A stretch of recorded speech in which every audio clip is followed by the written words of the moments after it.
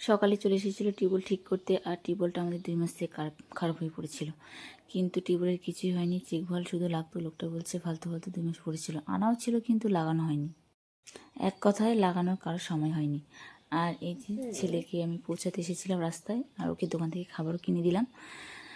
তো গাড়ি আসবে, ওকে নিয়ে যাবে। আর তারপরে বাড়িতে চলে এসেছিলাম। আর এই যে মেয়েকে দেখো, আমি কাজ করছি বাড়িতে, আর ও বাইরে বাইরে দৌড়ে দৌড়ে চলে আসছে।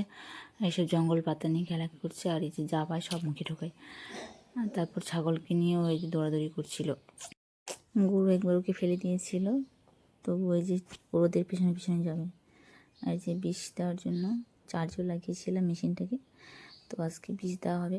একটু কম পড়ে গেছিলো 2টো জমি, তো তার জন্য বিষ আনা হয়েছিল। তো আজকে দেওয়া হবে ওটা। আর অনেক জামা কাপড় ছিল, তো আমি ধোয়াধুয়ি করছিলাম। আর বড় বেশি দিন থাকবে না, তো সেই জন্য।